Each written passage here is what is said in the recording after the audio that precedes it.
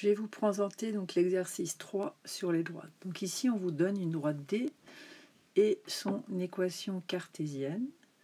Et vous devez déterminer dans un premier temps les équations paramétriques et cartésiennes d'une droite D1 parallèle à D et passant par le point 2, moins 5. Alors là, pour simplifier un peu, pour mieux voir ce qui se passe, j'ai fait le dessin. Donc l'idée, je suis partie de l'équation cartésienne, ici, et je l'ai simplement réécrite en isolant Y afin de pouvoir dessiner plus facilement la droite. Enfin, moi, je trouvais que c'était plus simple. Donc, j'ai cherché un point qui appartenait à la droite. J'ai trouvé que le point 1, 3 appartenait à la droite, puisque si vous remplacez en fait x par 1, ça fait 2 tiers plus 7 tiers. Donc, y est égal à 9 tiers. 9 tiers, c'est 3. Et ça m'a donc donné le point A que j'ai dessiné. Et ensuite, la pente, c'est 2 tiers. Donc, j'ai simplement avancé de 3 et monté de 2. Et j'ai pu tracer la droite D. Donc maintenant, ce que je veux, en fait, et je l'ai déjà dessiné, je veux une droite parallèle à D qui passe par le point 2, moins 5. Donc voilà la situation, c'est pas très difficile. Alors, qu'est-ce qu'on se rend compte? On se rend compte que si la droite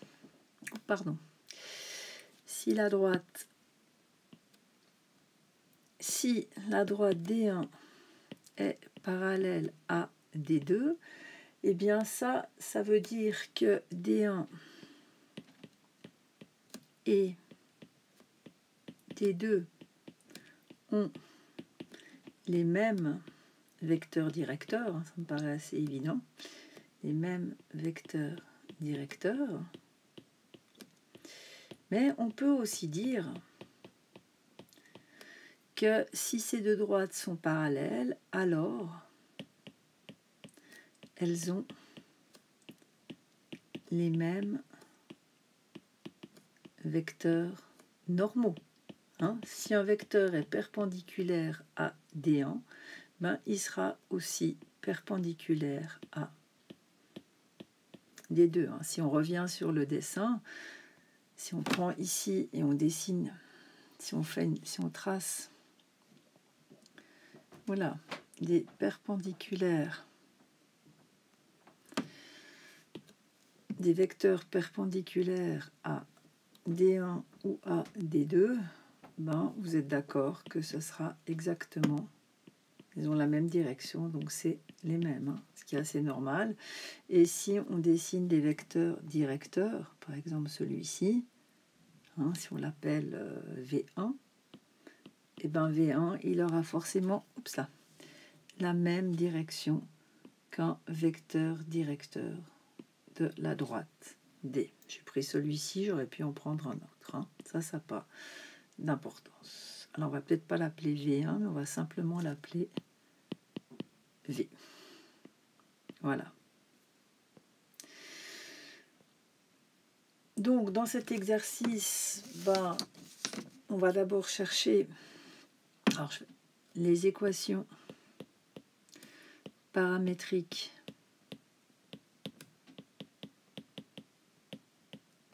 de D1. Donc, je suis contente parce que je sais que cette droite passe par le point 2, moins 5. Et il faut que je trouve un vecteur directeur de D1. Dit autrement, il faut que je trouve un vecteur directeur de D. Forcément. Alors, comme on a l'équation cartésienne, ce que je vous ai expliqué déjà dans l'exercice précédent, je sais que si je construis le vecteur n dont les composantes sont les coefficients de x et y, je sais que ce vecteur est perpendiculaire à la droite D1. Et donc, ou la droite D. Pour trouver un vecteur directeur de la droite D, il suffit de choisir un vecteur qui est perpendiculaire à n. Donc, on inverse les deux composantes et on change le signe d'une des deux. Donc finalement, pour trouver mes équations paramétriques de D1, ben, je vais prendre un point P quelconque de cette droite D1. Et bien ça veut dire que, alors on va peut-être appeler le point 2 moins 5, on va l'appeler A, hein, ça sera peut-être plus facile pour écrire la suite. Ben, on sait que AP doit être égal à K fois V. Donc si on y va directement cette fois, hein, je n'ai pas toujours besoin de donner tout le détail du calcul, ça veut dire XY est égal, on met le point A,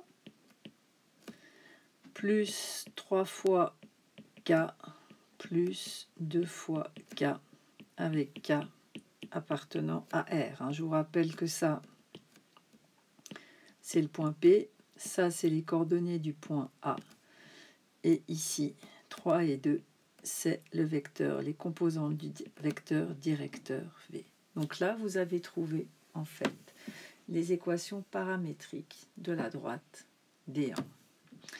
Alors, pour trouver l'équation cartésienne, je vais vous faire les deux méthodes, comme ça on sera bon. Donc l'équation cartésienne de D1, donc elle peut s'écrire de plusieurs manières. Moi, je vais toujours choisir ce qu'on appelle l'équation canonique, ça veut dire on met tout d'un côté égale 0.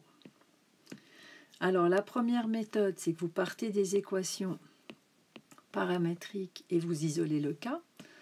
Alors on va écrire première méthode quand même. Voilà, première méthode. Donc là, on va isoler K des équations paramétriques. Donc depuis de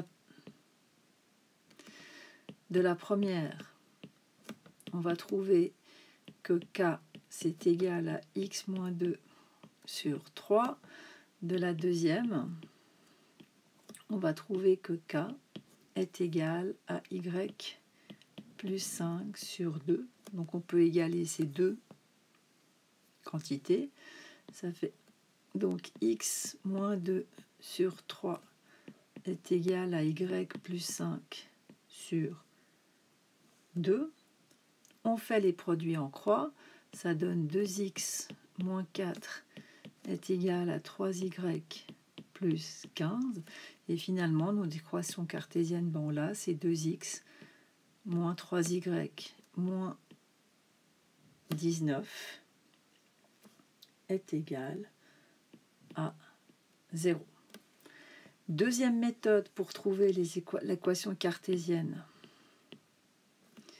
de la droite,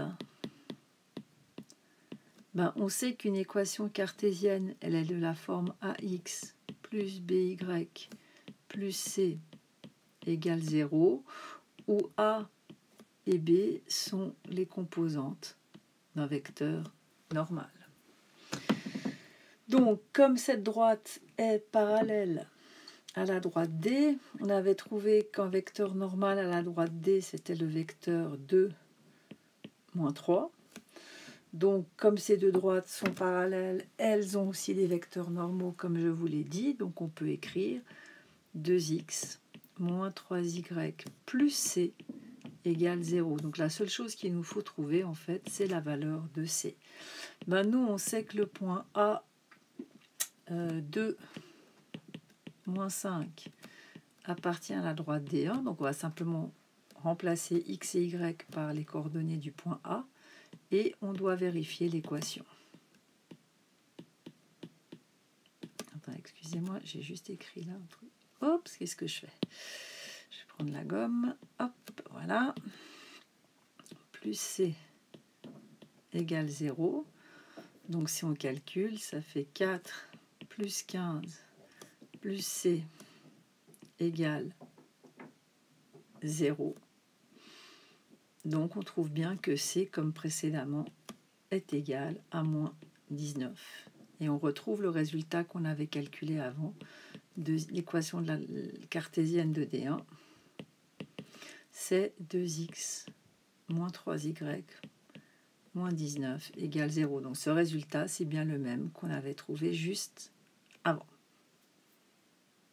Dans la deuxième partie de l'exercice, on vous demande maintenant de trouver une droite D2 qui est perpendiculaire à la droite D et qui passe toujours par le point A de moins 5. Donc si on essaye de la dessiner, hein, cette droite D, je vais la dessiner, elle est là.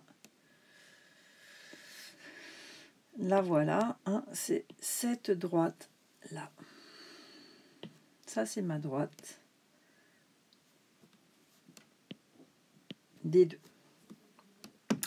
Alors là, il faut juste réfléchir un tout petit peu. Si on prend un vecteur directeur de cette droite, eh bien, on voit que ce vecteur directeur que je vais appeler V2, on voit que par rapport à la droite D, ce vecteur V2, il est perpendiculaire au vecteur directeur V. Donc ici, on a que V2 est perpendiculaire au vecteur directeur de la droite D que j'ai appelé V. Et que si je prends un vecteur normal à la droite D2, ça veut dire un vecteur qui est perpendiculaire à la droite D2, eh bien, ça correspondra à un vecteur. Donc si je l'appelle, comme je les ai toujours appelés les vecteurs normaux, eh bien, on se rend compte qu'un vecteur normal à D2, c'est en fait un vecteur directeur de V. Hein? Réfléchissez un peu, regardez les flèches, on voit bien en fait ce que je vous dis. Donc ici, mon vecteur V, que j'avais dessiné ici, il est bien perpendiculaire à cette droite-là. D'accord? Donc en fait, on peut dire que V est égal au vecteur normal de la droite D2. Donc, une fois qu'on a vu ça, on peut chercher les équations paramétriques et cartésiennes de la droite, donc là, de la droite D2. Décidément, hop, voilà. La partie, on va mettre la partie B. Donc, dans ce cas, on voit que le vecteur directeur de la droite D2, c'est en fait égal au vecteur normal de la droite D. Donc on l'avait déjà donné avant, ça va être 2 moins 3, c'est une possibilité, il en existe une infinité. Et qu'un vecteur normal de la droite D2, c'est en fait un vecteur directeur de la droite D. Et on avait trouvé 3, 2. Alors pour les équations paramétriques, on peut les écrire directement, hein, x, y. On sait que la droite D2 passe par le point A qui a les coordonnées 2, moins 5. Et son vecteur directeur, c'est le vecteur 2, moins 3. Donc ça fera 2K moins 3K avec K appartenant à R. Et maintenant, pour trouver l'équation cartésienne de D2, je sais qu'elle est de la forme AX plus BY plus C égale 0, où A et B représentent les composantes d'un vecteur normal à N2. Donc on a trouvé que le vecteur normal, un vecteur normal à N2, c'est le vecteur V. Donc j'ai qu'à remplacer 3x plus 2y plus C égale 0. Il faut que je trouve la valeur de C. Et pour faire ça, je sais que le point A appartient à D2. Donc il doit vérifier l'équation cartésienne de D2. Ça veut dire que 3 fois 2 plus 2 fois moins 5 plus C est égal à 0. Donc ça fait 6. Moins 10 plus C est égal à 0. Et donc, on trouve que C est égal à 4. Donc, l'équation cartésienne de D2, c'est simplement 3x plus 2y plus 4 égale 0.